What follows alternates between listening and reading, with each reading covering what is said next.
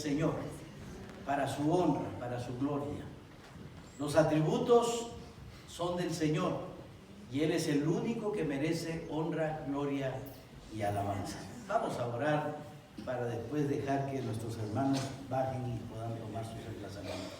Todos oramos al Señor antes de tener el mensaje de esta mañana. Señor y Padre, yo quiero darte gracias por el privilegio que tú nos das de alabarte. Señor, qué bueno que podemos alabarte. Qué bueno que podemos reunirnos y compartir tu palabra. Porque hay otros lugares en el mundo donde esto no se puede realizar. Pero aquí, qué bueno, Señor, te damos. Porque todavía tenemos esa libertad hasta el momento. No sabemos qué va a pasar, tal vez algún día la perdamos. Pero queremos darte gracias, Señor. Y gracias por los hermanos en otras latitudes que sufren, porque sabemos que en sus debilidades tú estás ahí con ellos, Padre. En los momentos difíciles, ahí estás con ellos. Padre, queremos honrar y glorificar tu nombre y establecernos en tu palabra como nos enseña este libro maravilloso que tú nos has dejado. Que debemos ser como árboles plantados junto a corrientes de agua, que da su fruto a su tiempo, que su hoja no cae y que todo lo que hagamos espiritualmente prosperará. Señor, te rogamos que tú bendigas este tiempo, que prepare las mentes, los corazones y que no encontremos distracción, sino que nos enfoquemos en la verdad de tu palabra. Te lo pedimos en el nombre y los méritos de Jesús. Amén, Señor. Amén. Tomen asiento, hermanos. Vamos a la primera carta a los Corintios. Una carta muy hermosa, por cierto. Y tal vez usted me va a estar escuchando algunos domingos hablando acerca de morir, hablando acerca de las relaciones. Porque uno de los grandes problemas que había en la iglesia de Corinto, como lo hay en muchas iglesias, incluyendo nuestra iglesia, son las divisiones, son los problemas entre los hermanos. Pablo alcanza a mirar este problema en la iglesia de Corinto y escribe estos 3 primeros capítulos con ese propósito. Ahora estamos en la primera carta a los Corintios, y usted puede buscarlos, aunque me imagino que lo están colocando en la pantalla, ¿o no, hermano? Gracias. No sé qué sería de mí sin Alfredo. Estuviéramos mejor, ¿verdad? Sí. Gracias, Alfredo. Amén. ¿Verdad que sí? Es que el único indispensable es Dios, hermano. Aquí estamos en la primera carta a los Corintios y estamos en el capítulo 2, avanzando entre el versículo 5 hasta el versículo 16, donde termina este primer capítulo. Este pasaje normalmente lo usamos para establecer la inspiración de las Escrituras. Vamos a aprender esta mañana cómo usar y por qué usar las Escrituras para solucionar las relaciones interpersonales. Pero vamos a empezar hablando de que este libro maravilloso es una inspiración por parte de Dios. Vamos a aprender también que la Biblia se compara con la Biblia. La Biblia no puede ser ayudada por otro libro. La Biblia no puede ser ayudada por otro hombre. La Biblia se compara a sí mismo. La Biblia se comprende estableciendo y comparando la Escritura con la Escritura. Y esta porción que vamos a mirar también nos va a mostrar una realidad acerca del creyente genuino. Mucha gente toma la Biblia y se explica en muchas veces cómo es que algunos entienden y otros no entienden. Pues en esta oportunidad vamos a mirar y a entender que solamente el creyente genuino, y escuche con atención, y no lo estoy diciendo yo, lo dice la Biblia, el creyente genuino aquel que tiene el Espíritu Santo en su corazón como consecuencia de su salvación, es el que puede aprender, el que puede entender la Biblia. ¿Por qué? Porque tiene el Espíritu en el corazón. Es decir, que el apóstol Pablo, vamos a mirar en este pasaje, que dice que el hombre natural, es decir, el hombre que no tiene a Cristo, el hombre que no tiene el Espíritu de Dios, no puede entender la Biblia, por lo contrario, le parece locura. Y esto nos da respuesta a ese interrogante, ¿cómo es que algunos entienden y otros no? Eso es cierto, lo que estamos hablando, porque frecuentemente olvidamos tomar en cuenta un elemento muy importante en las Escrituras, el contexto. ¿Sabe usted cuál es el primer principio para interpretar la Biblia? Es el contexto. Y el segundo principio es parecido al primero, porque también es el contexto. Y el tercer principio es parecido al primero y al segundo, porque es el contexto. ¿Qué estoy tratando de decir? Que la base principal para interpretar las Escrituras y entenderla es el contexto. El problema con muchas personas es que usan la palabra del Señor en una manera indebida, fuera de contexto. Toman pasajes de aquí, pasajes de allá, fuera de contexto, con el único propósito de torcer la Biblia y torcer la sana doctrina y torcer la verdad de Dios, que es exactamente lo que el diablo hizo en el libro de Génesis capítulo 3. El diablo tomó las palabras del Señor y le dio un pequeño giro, casi imperceptible, pero era un giro, un cambio, una torcida, y el mensaje fue diferente. Hoy muchas personas equivocadamente hacen exactamente lo mismo, porque están tratando que la Biblia diga lo que ellos quieren entender y no dejan que la Biblia diga lo que ella tiene que decir y enseñarnos bajo la guianza del Espíritu Santo. La Biblia, amados hermanos, es la palabra de Dios, y muchas veces cometemos una equivocación. Por ejemplo, Dios nos ha prometido muchas bendiciones a nuestra vida, amén. Miramos en la historia del Antiguo Testamento que Dios le prometió a Abraham mucha descendencia. Abraham llegaba a los 100 años y ya no tenía descendencia aún. Sara, que había escuchado que Dios le había prometido descendencia, me imagino pensó que Dios se había olvidado, porque como ya está bien viejito, me imagino que pensó que Dios ya no lo iba a hacer. Se olvidó de que Dios, cuando promete algo, lo cumple. Y entonces trató de ayudar a Dios. Y viendo que su esposo ya estaba viejito, entonces antes que terminara de envejecerse más, tomó a su sierva. ¿Cómo se llamaba la sierva? Agar, ¿verdad? A esta sierva egipcia, y le dijo a Abraham: llégate y levanta descendencia con este esclavo. Y Abraham, por supuesto, no se hizo de rogar, ¿verdad? Yo le pregunto, ¿qué haría usted? Mejor no me responda. Pero lo cierto es que aquí vemos un principio. Sara trató de ayudar a Dios. Cuando venimos a la Biblia, muchas veces nosotros queremos hacer lo mismo. Queremos interpretar a nuestra manera la palabra del Señor, porque es que Dios tal vez se equivocó en esta porción y esto quiere decir tal cosa. Pues la Biblia dice que la Biblia no es interpretación privada. La Biblia se interpreta a sí misma. La Biblia no necesita ayuda, es la palabra de Dios. ¿A poco Dios necesita que le ayudemos? Claro que no.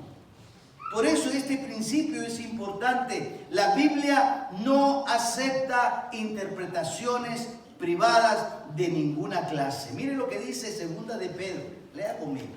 Segunda de Pedro, capítulo 1, en el Nuevo Testamento. Segunda de Pedro, capítulo 1. En el versículo 20, lo que dice el apóstol Pedro. Este versículo 20 empieza con esta palabra interesante. Entendiendo primero esto. Wow. ¿Qué tenemos que hacer? comprender. Comprenda. Abra bien los oídos. Entienda esto. Que ninguna profecía de la Escritura es de interpretación privada. ¿Qué quiere decir eso? Que aquí somos 50, por ejemplo. Y cada uno podemos interpretar cierto pasaje de las Escrituras a nuestra manera. Entonces al final vamos a mirar 50 interpretaciones y 50 puntos de vista. ¿Eso es lo correcto? No, hay una sola interpretación, hay un solo punto de vista y esa verdad la tiene el Espíritu quien inspiró esta palabra. A eso se refiere Pedro cuando dice no es de interpretación privada. Quiere decir que tú no le das la interpretación que tú quieres, ni yo la interpretación que yo quiero, ni ella la interpretación, ni los 50 que estamos aquí, sino que la interpretación nos las va a dar aquel que es el guía, el maestro, el que nos dice la verdad por excelencia, el Espíritu Santo. Y por eso el hombre natural tergiversa las Escrituras, porque no tiene el Espíritu del Señor. Pedro dice, no es de interpretación privada, porque nunca la profecía fue traída por voluntad humana. Si fuera un libro como cualquier libro escrito por hombre, alguno bajo la inspiración humana, pues podría aceptar las interpretaciones privadas. Pero Pedro dice que la profecía, esta palabra, no fue traída por voluntad humana, sino que los santos hombres de Dios hablaron siendo inspirados por el Espíritu Santo. El Señor Jesucristo lo dijo muy claramente. El Espíritu Santo, el Espíritu de verdad, es el que llegará para ser el maestro, para enseñarles, para guiarles y para hacerles recordar todo lo que Él nos había enseñado. El problema hoy en día, que las personas tratan de poner su opinión sobre lo que dice la Biblia y entonces crean una serie de pensamientos, una serie de doctrinas equivocadas, por cierto. ¿Y sabe cuál es el propósito? Dividir la iglesia del Señor Jesucristo. La gente no sabe a dónde ir. La gente está de aquí para allá. Pues déjeme decirle, tenemos que establecernos en la palabra del Señor bajo la guía del Espíritu Santo. En los capítulos primeros de esta carta a los Corintios, ¿de qué es lo que estamos hablando? ¿Alguien recuerda de qué estamos hablando? Estamos hablando de los problemas en las relaciones interpersonales. Estamos hablando de las divisiones.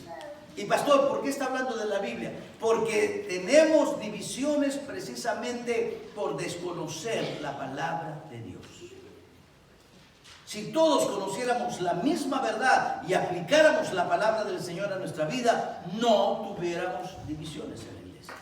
Porque todos fuéramos de un solo sentir, todos fuéramos de un solo espíritu, todos caminaríamos en la misma dirección si nos dejamos guiar por esta palabra inspirada por Dios. Cuando miramos el contexto de lo que estamos hablando, son las divisiones que se originaban dentro de la iglesia de Corinto. Ese era el contexto. Pablo está estableciendo algo muy importante. Vamos a hacer un repaso. Alguien me dijo, por algunos domingos el pastor está hablando de lo mismo, Es que los 3 primeros capítulos de Primera de Corintios habla de lo mismo. Y habla de lo mismo porque, ¿sabe? Yo le aseguro que si le pregunto ¿qué enseñamos el domingo pasado? No se acuerda. 2, hablo de lo mismo porque no me cansaré de hablar de lo mismo hasta que vea que lo que estamos enseñando esté surtiendo efecto en su corazón. Estamos hablando de las divisiones y queremos ver una iglesia unida, amén. Y cuando no veamos esa iglesia unida, siempre vamos a estar hablando de las divisiones y qué es lo que ocasiona las divisiones y qué es lo que ocurre en el seno de la iglesia. Pues una de las razones por las cuales hay divisiones en la iglesia de Jesucristo es precisamente por interpretar equivocadamente las Escrituras o por no saberlas usar correctamente. En primer lugar, hemos estado hablando de una relación muy importante, la primera de todos. Y eso es lo que tenemos que entender. La razón por la cual cada quien va por su lado y tiene divisiones.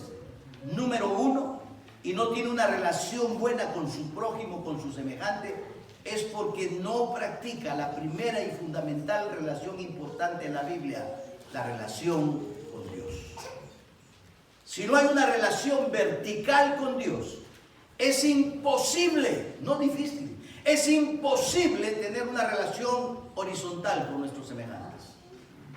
Así que Pablo nos recalca la importancia de esa primera relación con Dios. Esta semana yo quisiera de repente preguntar uno por uno, venir aquí donde Pedro. Pedro, ¿tú has practicado la relación con Dios durante la semana? ¿Has pasado tiempo con el Señor, hermano, hermana, manteniendo, cultivando esa relación con Dios? Y no se trata solamente de, bueno, yo voy a la iglesia, yo voy los miércoles, no me pierdo un culto, no me pierdo un servicio, ahí estoy, inclusive ahí en la reunión de varones, aquí estuve comiendo mi pollito, ahí estoy, o sea, estamos hablando de ese tipo de relación con Dios. Pasar tiempo con Dios es pasar tiempo en su palabra, es pasar tiempo orando, es pasar tiempo viendo cómo aplico estos principios a mi vida. No es teoría, tiene que ser práctica, hermanos. Si no cultivamos esa relación con Dios, no podremos cultivar una relación genuina, consistente, fuerte, duradera con nuestro prójimo. Por eso tenemos tantos problemas. Entonces Pablo nos recuerda en sus escritos que la primera relación que tenemos que cultivar es esa relación vertical con Dios. Tenemos que asegurarnos que la relación que tenemos con el Señor es una buena relación, una relación genuina. Eso es lo primero que aprendimos cuando empezamos a estudiar la primera carta. La relación con Dios. No olvidemos que en el capítulo 1, después que hemos establecido esa relación con Dios, podemos entender entonces el segundo paso que estábamos hablando, el poder de la cruz. La Biblia nos enseña que usted y yo somos crucificados. El Señor Jesucristo en cierta oportunidad dijo, ¿tú quieres venir en pos de mí? ¿Estás serio realmente en seguirme? ¿Estás hablando en serio que tú quieres seguirme? Y entonces el Señor le dijo, tal vez a la respuesta de algunos, sí, como ahorita, ¿usted quiere verdaderamente seguir al Señor? ¿Usted quiere ser un seguidor de Cristo realmente? ¿O solamente quiere ser un simpatizante? ¿O solamente quiere ser una persona que practica el venir los domingos y de vez en cuando a la iglesia? Pero usted quiere ser un genuino seguidor de Jesús. ¿Amén? ¿Cuántos pueden decir amén? Amén. Usted quiere ser un seguidor del Señor. Déjeme decirle el secreto. Cristo miró a un grupo de personas tal vez con ese afán de querer seguirle, y entonces el Señor Jesucristo les dijo, si quieres venir en pos de mí, si quieres seguirme, si realmente quieres ser un cristiano genuino, que el nombre cristiano no solamente sea un nombre, un título o algo así, sino que realmente vives como cristiano, si quieres seguirme genuinamente, lo primero que te voy a recomendar es que traigas tu cruz. Traigas tu cruz. Pero claro, está hablando en términos figurativos, ¿verdad? En aplicación de figuras. Trae tu cruz. Nos preguntamos, ¿para qué sirve la cruz? Para crucificar. A Dios lo crucificaron a Cristo. Lo que Cristo está tratando de decirles es, trae tu cruz y crucifícate en esa cruz. Te necesito muerto. Te necesito que tu ego, tu egoísmo, tu orgullo, tu carne, tu pecado esté muerto. Y le dijo, trae tu cruz cada día.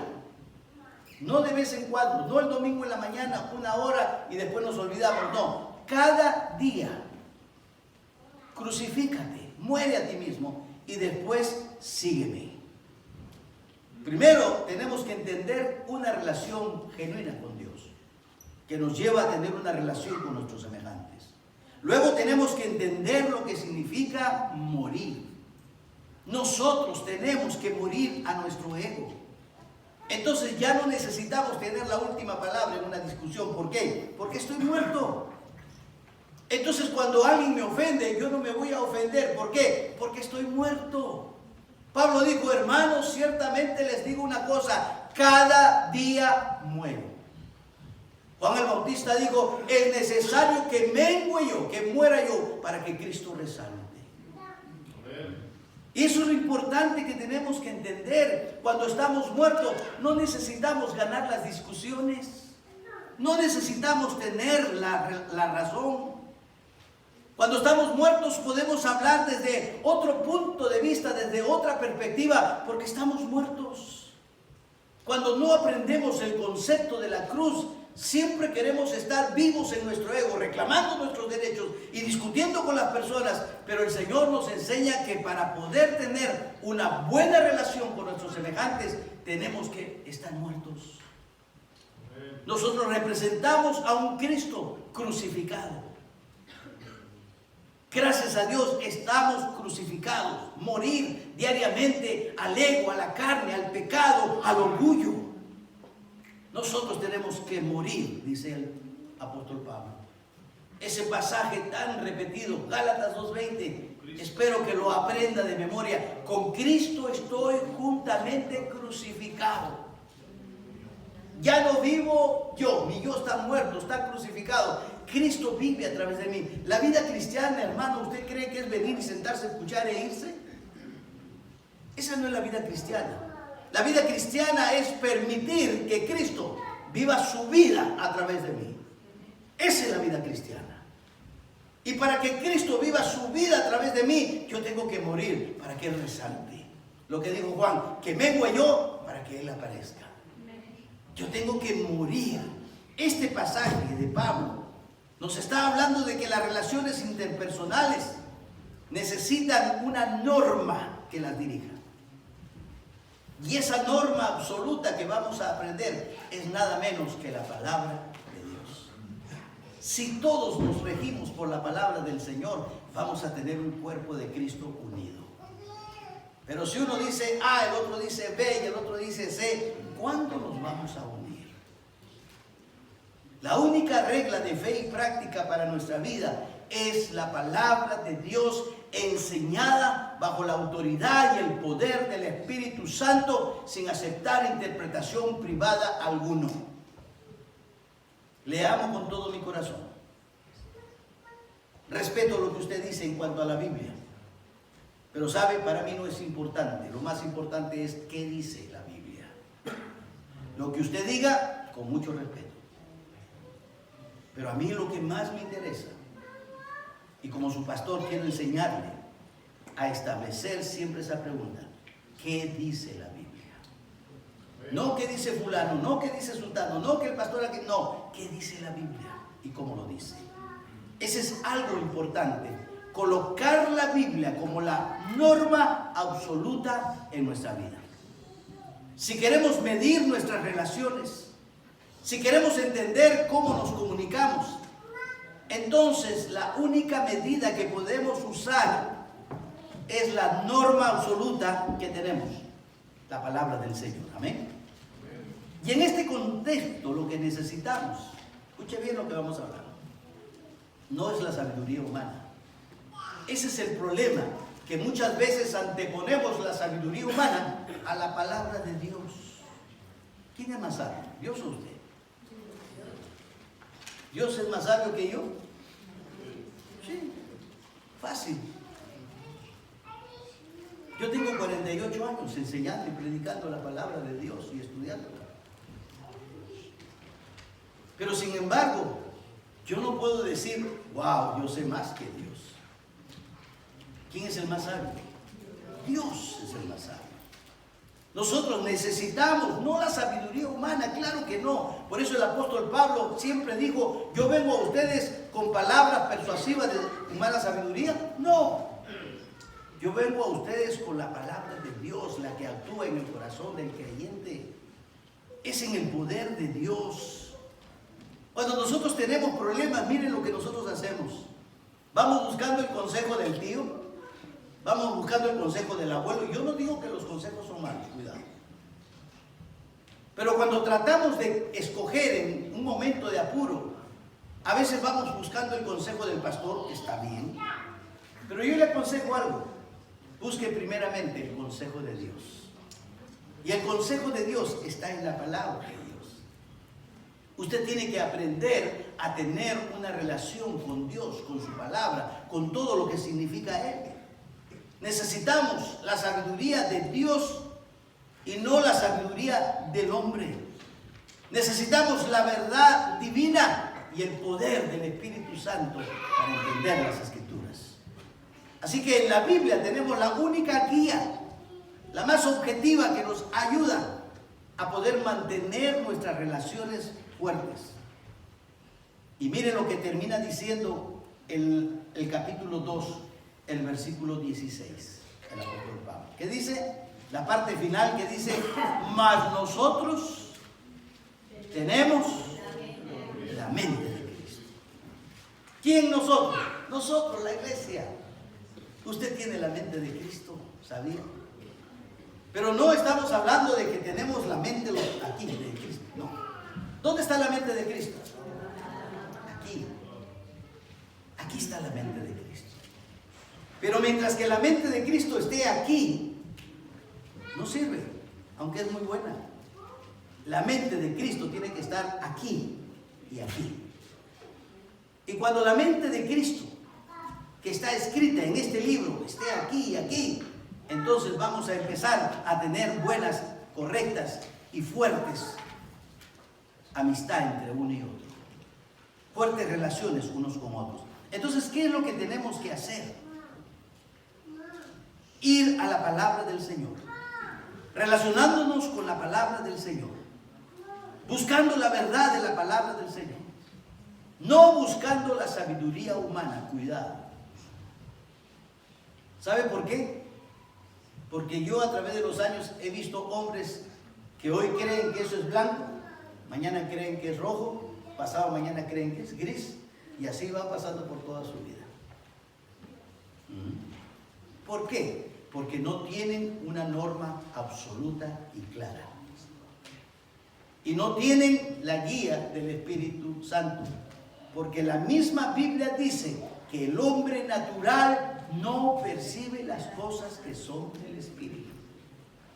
Porque las cosas del Espíritu se han de discernir espiritualmente. De eso se trata.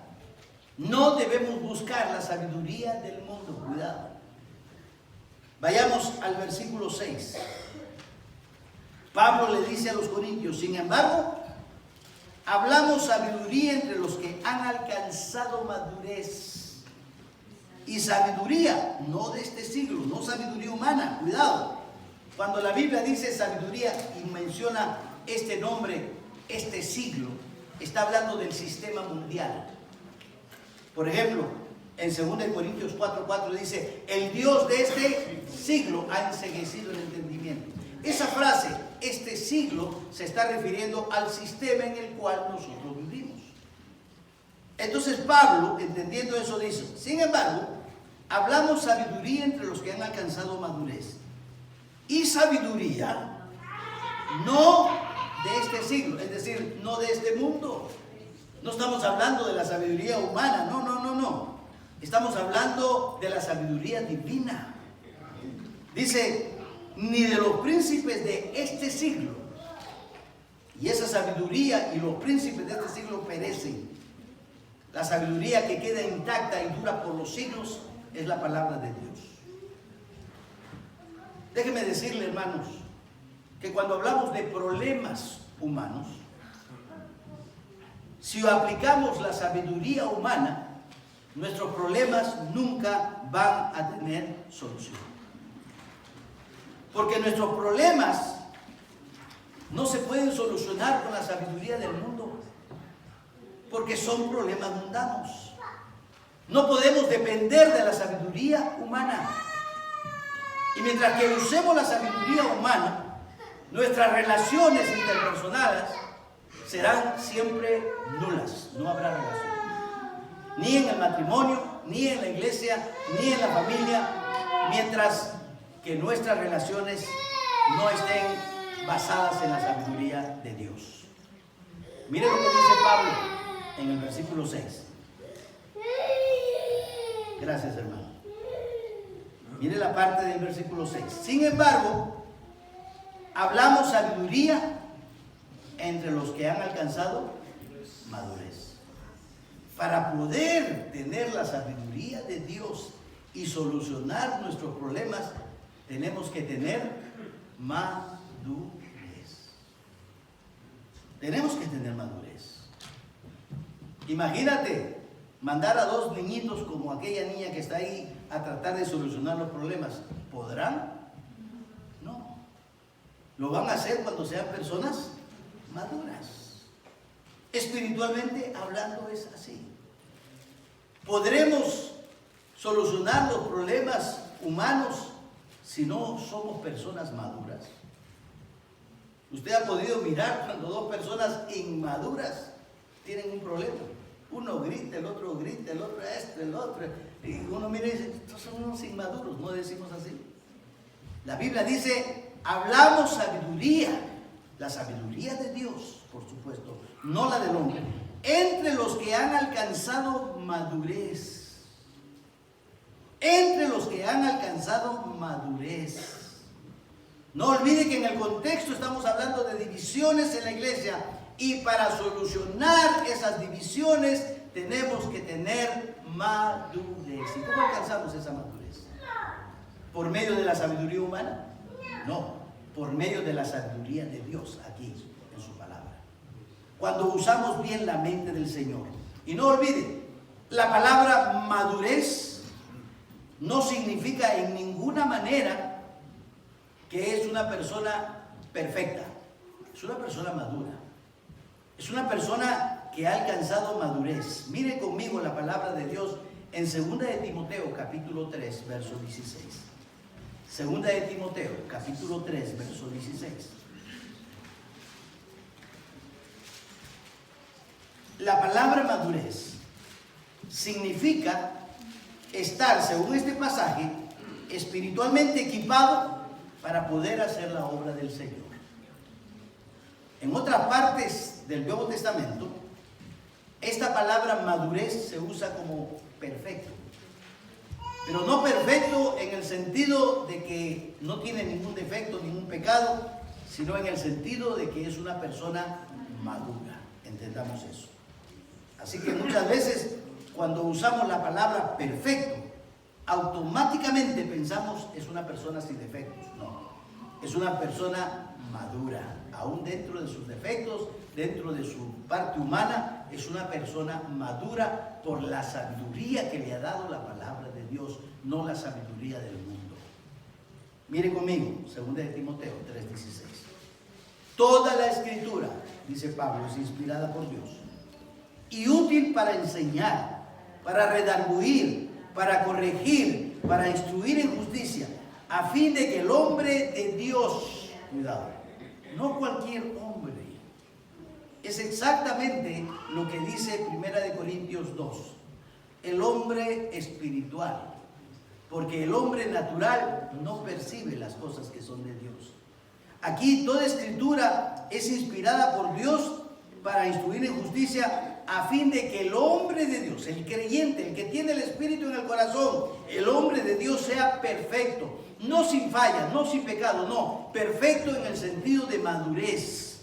Y una persona perfecta es una persona que está enteramente preparada para toda buena obra. Y la palabra preparado aquí en este versículo significa equipado. ¿Quién nos va a equipar para poder tener una buena relación y llevar una vida cristiana verdadera? La palabra de Dios. Enteramente preparado, equipado para hacer la obra de Dios. Pablo está diciendo, sea perfecto. Cuidado, no quiere decir que es sin pecado. Lo que quiere decir es que está enteramente equipado para hacer la obra de Dios. Y la obra de Dios que quiere que hagamos es la unión de la iglesia, la unidad de la iglesia. Y si no somos maduros, no vamos a estar perfectos, no vamos a estar enteramente preparados para realizar esta obra. Queremos que nuestra iglesia se una, pues debemos ser hombres de Dios perfectamente preparados, maduros, ¿ok? Entonces cuando Pablo está hablando de sabiduría que necesitamos, dice que estamos hablando entre aquellos que han alcanzado, ¿qué dice? Madurez. Madurez. No olvide eso. Madurez. Necesitamos madurez. Muy pocas personas tienen esta madurez. Y no hablamos de los años venidos. Hay muchas personas viejos como yo que a pesar de sus años son inmaduros. Estamos hablando de la madurez que produce la palabra de Dios. Algunas iglesias no tienen madurez porque no han crecido. Otras iglesias tienen madurez y están bien equipadas porque se han basado en la palabra del Señor. Y por eso hoy existen muchas iglesias unidas, pero también muchas iglesias divididas. Muchos hogares divididos y muchos problemas en nuestras relaciones. ¿Por qué? Porque pocas personas entienden lo que es estudiar, lo que es aprender, lo que es vivir la sabiduría divina que encontramos aquí en la palabra de Dios. El apóstol Pablo dice, nosotros tenemos la mente de Cristo. En otras palabras, lo que está diciendo, hey, nosotros tenemos la Biblia. Aquí está la mente de Cristo, usémosla. Cuando tenemos problemas, ¿qué hacemos? Buscamos el consejo de todos, olvidando que aquí en la mesa tenemos la mente de Cristo. Ahora tengo un problema, ahora tengo un conflicto con mi hijo, ahora tengo una discrepancia con mi esposa, ahora acabo de tener problemas con mi hermano en la iglesia. Entonces tengo que escoger. Voy a pedirle el consejo humano a alguna persona, y no estoy diciendo, vuelvo, recalco y repito, no estoy diciendo que los consejos son malos, estoy diciendo que el mejor consejo es la palabra de Dios. Pero cuando yo tengo problemas de una índole, con uno, con otro, en casa, en el trabajo, lo que sea, lo primero que hago, bueno, voy a buscar al hermano Ricardo porque él tendrá buenos consejos. O voy a buscar a Pedro, porque Pedro es un entendido en las Escrituras. Los amo, los respeto, los quiero mucho, sí. Pero lo primero que hago es buscar la mente de Cristo, amén. El mejor consejo está aquí. Esta, la mente de Cristo. ¿Qué tengo que hacer? Buscar la mente de Cristo. ¿Y qué va a dar como resultado cuando yo busque la mente de Cristo? Yo voy a tener la mente de Cristo. Y eso es importante.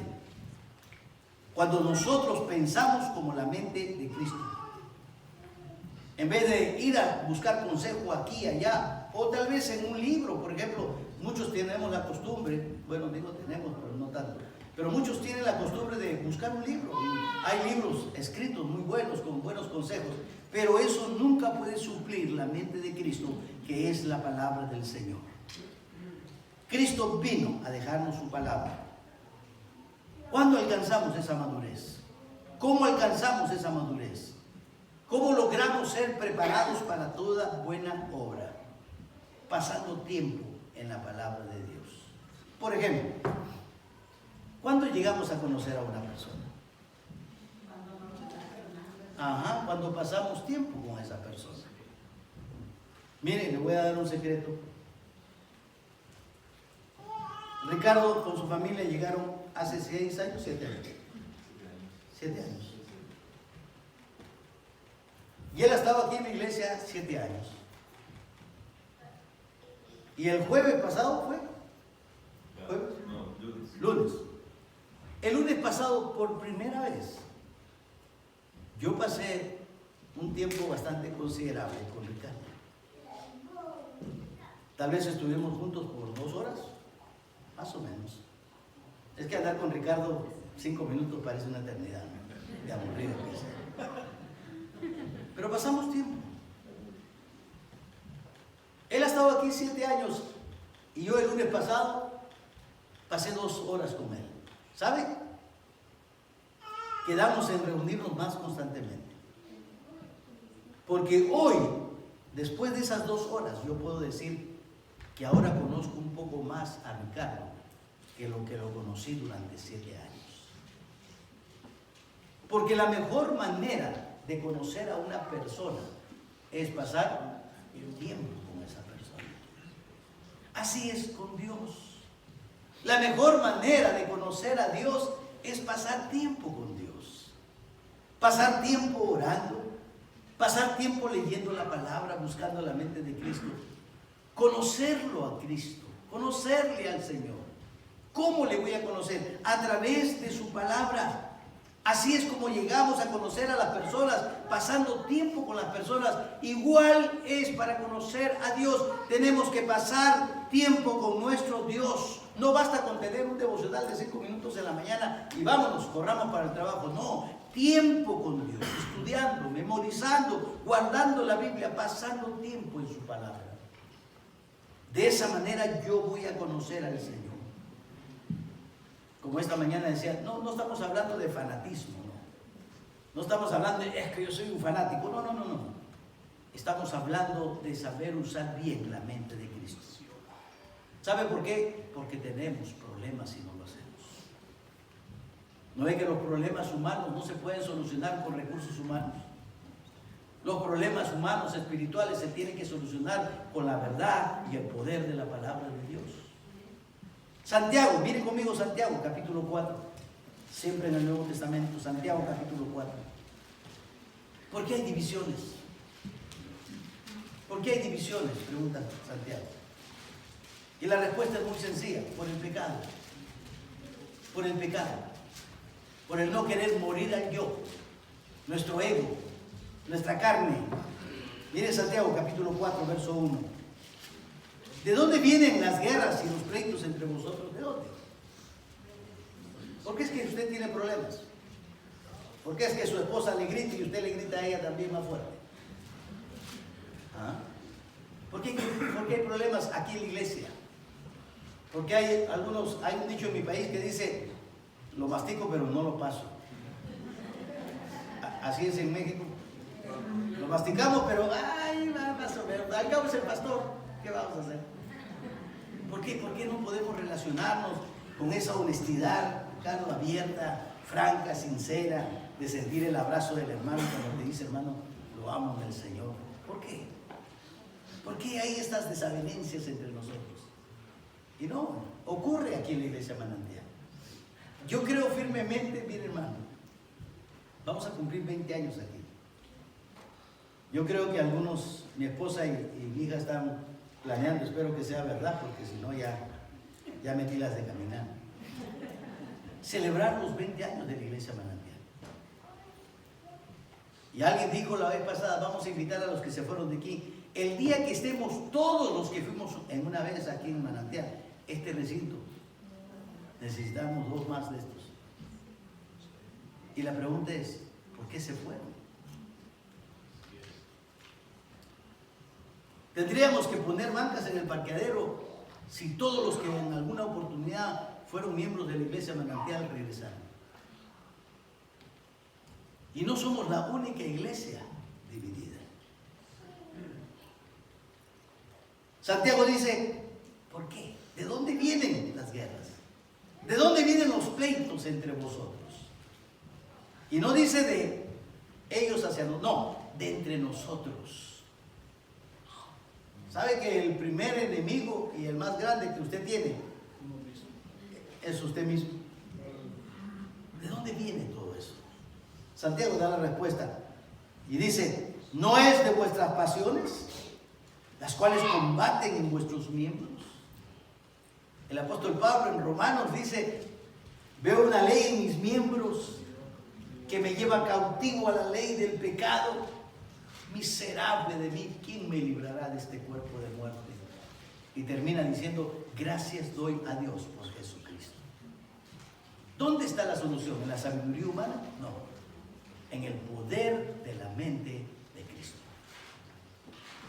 Mientras que nosotros no sepamos aplicar la palabra del Señor a nuestra vida, vamos a tener muchos problemas.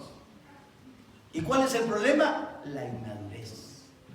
La carnalidad, la falta de espiritualidad, el pecado, la falta de conocer y tener una relación con Dios, porque no pasamos tiempo con Dios. Yo sé que usted lee la Biblia, a veces 5 minutos y se aburre, se cansa o se queda dormido. El mejor, ¿cómo se dice? Analgésico para dormir es ponerse a leer la Biblia.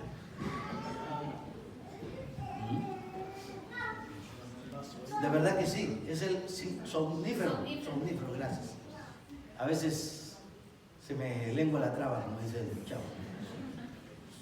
El mejor somnífero para ir a dormir tranquilo es ponerse a leer la Biblia, para muchos. Muy pocos somos aquellos que empezamos a las 8 de la noche y da a las 4 de la mañana y estamos así con el ojo pelado. Porque sí los hay, créanme. Pero eso no sirve para conocer al Señor. Miren lo que dice la palabra del Señor. Déjenme buscar la cita. En 1 Corintios, capítulo 3, versículo 1. Por eso estamos estudiando Corintios. Porque la iglesia de Corinto era una iglesia carnal. Y muchos cristianos somos carnales. No carnales como decimos en México, mi carnal. Carnales de carne, de pecado. De manera que yo, dice el apóstol Pablo, hermanos, está hablando a creyentes, no pude, hablaros como a espirituales, sino como a carnales, como a niños en Cristo. Eran niños que no habían crecido, inmaduros. A través de lo que Pablo está diciendo podemos comprender cómo es que nos metimos en los problemas y no sabemos cómo salir de ellos. ¿Por qué? Porque los problemas humanos no se resuelven con armas humanas, porque somos carnales. Lo que tenemos que comprender es saber aplicar la verdad divina, saber aplicar esta palabra del Señor a nuestra vida, para ser controlados por el Espíritu Santo, sometidos al Espíritu Santo y al control de Dios. Si no, lo único que vamos a hacer es buscar la sabiduría humana. Miren la conclusión. Cuando tenemos problemas en nuestras relaciones, problemas entre usted y otra persona, lo primero que nosotros decimos, ¿sabe qué? Yo no tengo la culpa, él es el culpable. Y aquí no se trata de buscar culpables. Posiblemente es legítimo que usted tenga toda la razón. Posiblemente el 100% de la culpa es de la otra persona. Pero la Biblia me dice que lo que causa divisiones en la iglesia es la carnalidad. Es la carnalidad. ¿Qué quiere decir? Que es culpa de ambos. ¿Por qué? Porque ambos son carnales. No es solamente este tiene la razón, este no tiene la razón. Podemos discutir hasta el amanecer, pero mientras que permanezcamos en nuestra carnalidad, nunca nos vamos a poner de acuerdo. Necesitamos dejar que el Espíritu controle nuestras vidas. De esa manera podremos ser responsables de nuestras palabras, de nuestras acciones. Si hay conflictos, el control tiene que ser de parte del Espíritu Santo. Miren, tal vez le parezca risueño, pero en los años que yo tengo enseñando en iglesia, he visto a hermanos soplarse los mocos unos a otros. Y yo no podía creer. Hermanos agarrarse a patadas y a trompadas. Yo no podía creer, lo he visto. He visto a hermanos amenazarse unos a otros. Ven, sal afuera, aquí no te puedo pegar porque ahí es un lugar santo. Ven aquí afuera. Aquí ponemos la raya, mira. Los he visto. Es que los problemas carnales, humanos, no se pueden solucionar con acciones carnales y humanas. Se tiene que solucionar con palabras persuasivas de Dios, la mente de Cristo. Cristo tuvo muchos conflictos con las personas. Cristo es el ejemplo más grande que nosotros tenemos. Pablo, otro ejemplo. ¿Qué vemos en la vida de Pablo? Mire 1 Corintios capítulo 2. Pablo fue el fundador de la iglesia de Corinto, ¿verdad? Amén.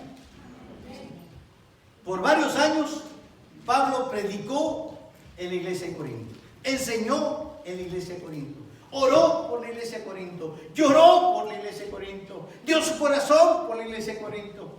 Él nunca tuvo problemas con nadie. Pero después que se va Pablo, todo el mundo habla mal de Pablo. Pobre Pablo.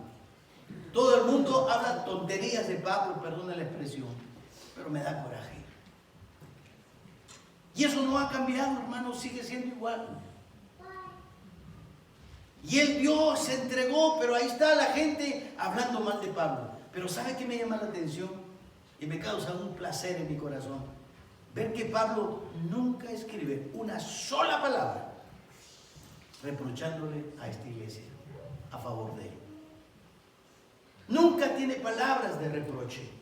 Nunca tiene palabra de decir, no, es que yo hice esto por ustedes y mire cómo me está pagando. No, nunca. Pablo nunca se defendió. Pablo aplicó lo que él nos enseña, morir. Él aplicó la cruz de Cristo. Él aplicó la mente del Señor que le enseña a amar aún a aquellos que lo odian. Pablo nunca tuvo palabras de reproche. Y mira cómo empieza el versículo 5. Dice, para que vuestra fe, ¿la fe de quién? De ellos. En vez de escribirle reproches, él está preocupado por la fe de ellos. Él está preocupado por la madurez de ellos. Él está preocupado porque esta iglesia crezca. Los ama, a pesar que ellos no lo aman. Si tan solo nos condujéramos así, hermanos, esta iglesia fuera una iglesia grande, créanmelo. Pero no, ahí estamos listos a responder al otro y tratar de poner y establecer nuestros derechos y nuestros principios. Cuando la Biblia dice, estás muerto, ¿qué reclamas? ¿Qué pides? ¿Cuántas personas no tuvieron conflictos con Cristo? ¿Verdad que sí?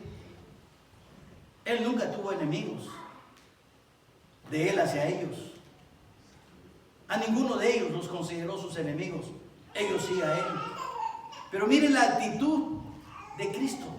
La misma actitud. No estoy diciendo que Pablo es ejemplo de Cristo, nada más que lo tomé en ese orden. Pero lo mismo que nos está enseñando Pablo. Miremos a Cristo. Cuando muchos tenían conflictos con él, pero él no tenía conflictos con nadie. Qué suave es vivir así, ¿verdad? Tú puedes decir lo que quieras de mí. Yo no tengo problemas contigo. Igual te quiero, te sigo amando. Estando en la cruz, y esto me llama mucho la atención, no tuvo ninguna palabra de reproche ni reclamo contra ellos. Y lo estaban clavando, y lo estaban escupiendo, y lo estaban abofeteando, y le pusieron una corona de espinas y 600 soldados golpearon esa corona burlándose de él, encajándola vez tras vez en sus sienes. Ahí estaba Cristo y no abrió su boca para reprochar nada. Tenía derecho, todo el derecho del universo, porque él es el rey. Pero no abrió su boca, dice la Biblia. No se defendió, porque él es el crucificado. Palabras de reproche, ninguna. La primera palabra que sale de su boca estando en la cruz, Padre, perdónalos, no saben lo que hacen. De eso se trata la relación, de velar por la integridad del otro, no de velar por mi integridad. Pablo no está pensando en sí mismo, está pensando en ellos. Dice en el versículo 5, para que su fe, la fe de ellos, para que maduren, para que crezcan, para que su fe no esté basada en enseñanza humana, sino en el poder del Espíritu Santo. Él está preocupado por la iglesia. Esa es la actitud correcta. Preocuparme por mi hermano. Porque preocuparme por mi hermana. Preocuparme por mi semejante. No, pero está hablando mal de ti, no importa, lo amo. Padre, perdónalos, no saben lo que hacen. La segunda palabra que sale de Cristo es para el ladrón, según la tradición, el ladrón bueno, aunque el ladrón bueno no existe. Pero así lo distinguimos, el ladrón bueno y el ladrón malo. De cierto te digo, le dijo a este ladrón, hoy estarás conmigo en el paraíso. La primera frase, Padre, perdónalos, a ellos, preocupados por ellos. La segunda frase, hoy estarás conmigo en el paraíso, preocupado por ese hombre. Palabras de reproche, ninguna todavía sale de su boca. La tercera palabra desde la cruz de Cristo, Madre, Madre, he ahí a tu hijo. Hijo, he ahí a tu madre, pensando siempre en el prójimo. Palabras de reproche, ninguna todavía. ¿Cómo sería nuestra vida si actuáramos así? Me está maldiciendo, me está diciendo cosas malas. Padre, perdónanos. Preocupado por él, preocupado por ella. De cierto te digo, hoy estarás conmigo en el paraíso. Mujer, ahí a tu hijo, hijo, y ahí tu madre. Luego levanta la mirada en la cuarta palabra y dice, Elí, Elí, lama sabachthani. Señor, Señor, ¿por qué me has abandonado? Pero él está hablando con su padre, él no está hablando con las personas que lo rodean. Él no tiene palabras de reproche para nadie.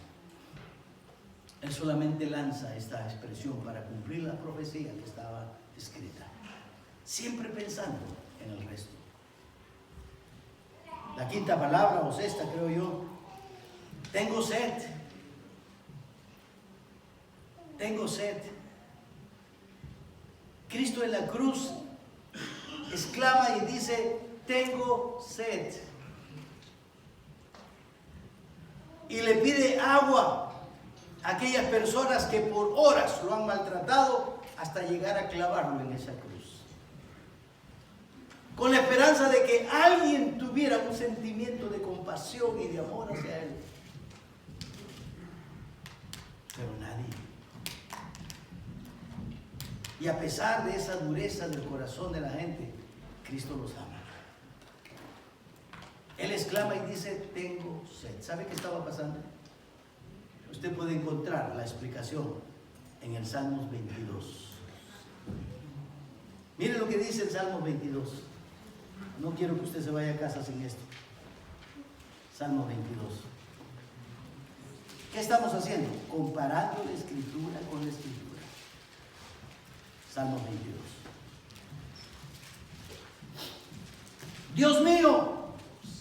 Dios mío, ¿por qué me has desamparado? Fue una de las palabras del Señor. Elí, Elí, lama sabachthani. ¿Por qué estás tan lejos de mi salvación y de las palabras de mi clamor? Dios mío, clamo de día y no respondes, y de noche y no hay para mí reposo.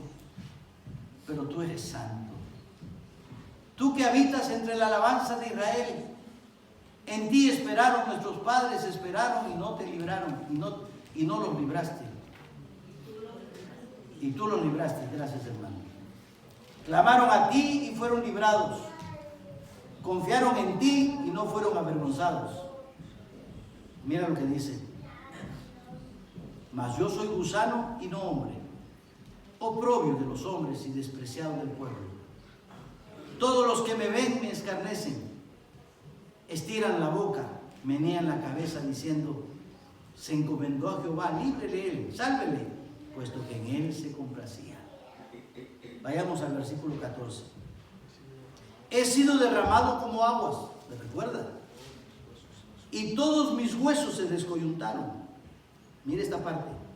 Mi corazón fue como cera, derritiéndose en medio de mis entrañas.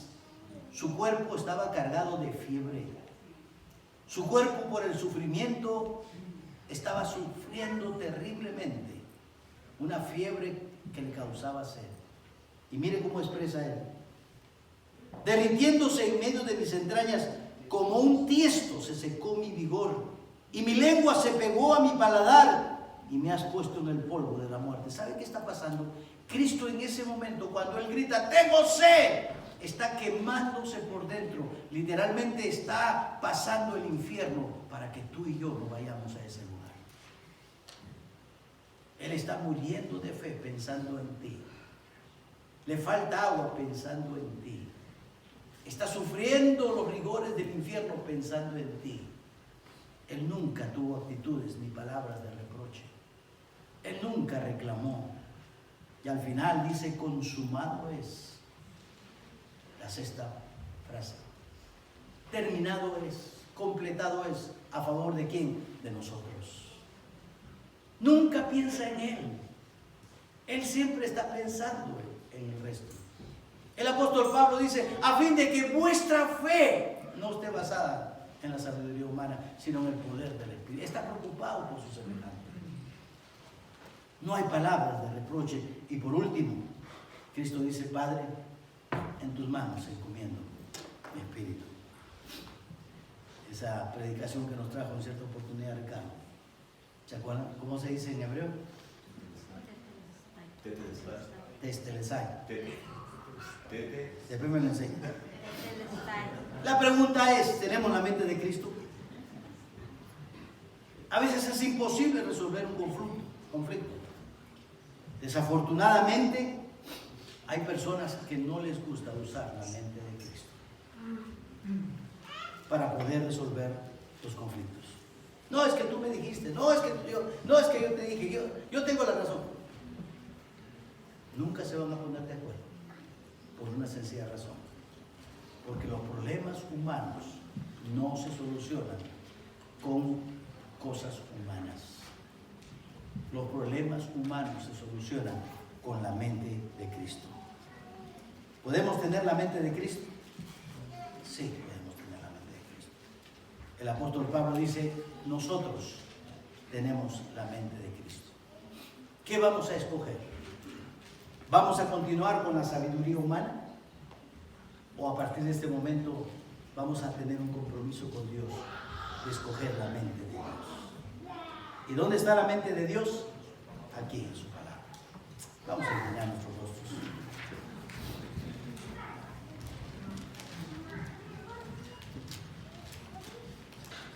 ¿Cómo están tus relaciones? ¿Cómo están tus comunicaciones? A veces hay problemas, y los problemas más graves que tenemos es en el matrimonio. Otro problema con los hijos. Otro problema en el trabajo. Otro problema grave en la iglesia. Y hemos aprendido que la razón por la cual nuestros problemas siempre están ahí latentes es porque teniendo la mente de Cristo no la usamos. Buscamos el consejo de muchas personas, pero no buscamos el consejo de Dios. Y como cristianos tenemos que aprender a usar siempre el consejo de Dios. Siempre. La mente de Cristo está a su alcance, pero no la va a poder usar si primeramente no tiene el Espíritu de Dios en su corazón. Y para tener el Espíritu de Dios, tiene que aceptar a Jesucristo como su Señor y Salvador. Si usted está aquí ya esta tarde y no tiene a Cristo en su corazón, yo quiero invitarle que abra su corazón a Cristo para que la palabra del Señor usted la pueda entender, porque la Biblia dice que se ha de discernir espiritualmente, porque el hombre natural no percibe las cosas que son espirituales. Por eso usted no puede aplicar la verdad de la palabra de Dios, porque usted no tiene el Espíritu de Dios. Así que quiero invitarle a aceptar a Jesús como su Señor y Salvador. Si ese es el deseo que usted tiene, yo quiero invitarle que se ponga de pie ahí en su lugar. Habrá alguien que quiera aceptar a Jesús como su Señor y Salvador. Solo tiene que ponerse de pie. Y una persona se acercará a usted con la Biblia en la mano y en privado le enseñará cómo tener a Cristo en el corazón. Habrá alguien que quiera hacerlo. Habrá alguien. O quiere levantar la mano y decir, pastor, yo quiero. Vamos a orar, pero queda la invitación abierta. No nos vamos todavía. Si usted desea aceptar a Cristo, solo acérquese a algún hermano de la iglesia. Padre Celestial, gracias te damos esta mañana, bendito Dios, por tu palabra. Gracias por la mente de Cristo, Señor, que podemos tener a nuestro alcance. Pero, Señor, como dice tu palabra, el requisito es tener el Espíritu en nuestro corazón. Abre las mentes, abre los corazones de las personas que no te conocen, Padre, y aún de tus hijos mismos, Señor amado, porque Pablo está escribiéndole a esta iglesia carnal, porque él mismo dijo, no puedo escribirles como espirituales, sino como carnales, porque sois carnales. Señor amado, te pido que tú bendigas tu iglesia, te lo suplico, en el nombre y los méritos de Jesús. Amén, Señor. Hermanos, que el Señor les bendiga.